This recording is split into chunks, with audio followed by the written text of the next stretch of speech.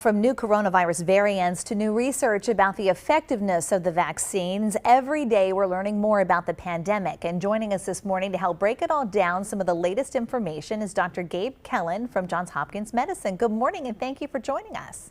Good morning. So we've been talking so much about this new Johnson & Johnson vaccine. What impact do you have seeing this new vaccine on the fight against coronavirus? It really immediately. Yeah, I'm pretty excited about this vaccine, quite frankly.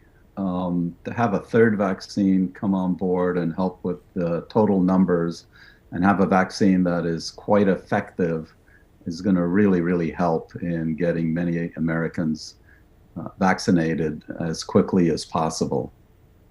Well, there had been a study that came out about the difference between 1 dose and 2 doses of the vaccines that are already out there on the market. And there's a school of thought that 1 dose is actually pretty effective. So now we have this vaccine that is a 1 doser. What are you thinking about that? And what do you think about that earlier study?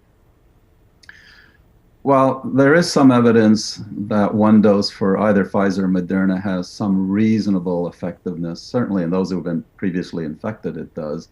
But it's not that clear, especially with variants, as to just how much a single dose of the other two really carry, even though others in other countries are thinking of doing that or have in fact done it. But here's the big takeaway with the Johnson & Johnson. I think, as you mentioned earlier, no hospitalizations, no matter how old or what comorbid group you were in, no deaths, no ICUs. It's easy to use, it's easily stored, and you can't really compare to Pfizer and Moderna because when those studies were done, there weren't a lot of variants in circulation. And this one, the Johnson & Johnson, was tested when there were much more variants in circulation, including in South America and Latin America, where other variants predominate. So this is excellent coverage by this single-dose vaccine. Well, and let's talk about those variants for a moment. So what do we know about the most recent strains found in our state and the usefulness of these vaccines to stop these mutated varieties?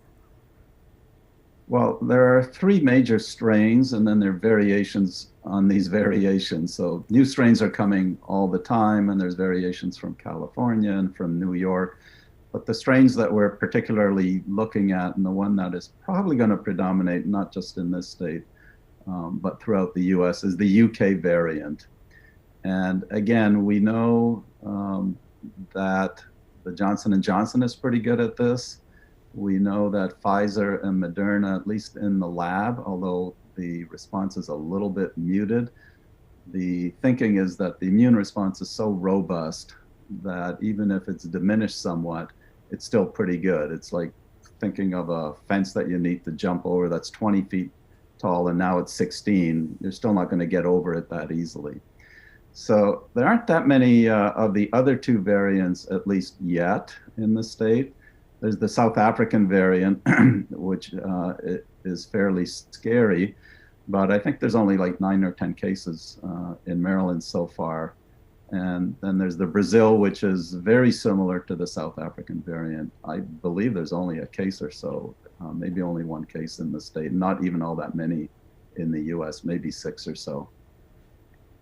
Well, let's get back to the Johnson & Johnson vaccine for just a moment, because the big carrot that's been dangling in front of everyone is the vaccine, but the supply has still been an issue. Are we thinking with this Johnson & Johnson vaccine that things are really going to ramp up quickly? We've been hearing that it will, but when are we going to see that happen? Yes, I don't really have any insider knowledge about when the ramp up is. We're certainly told there's about 4 million this week, which is still considerable. I mean, that means each jurisdiction and state on average will get 70 to 80,000 more vaccines this coming week. But Pfizer, Moderna, and Johnson & Johnson are ramping up that over the next month or so, we're gonna have a significant amount of vaccine.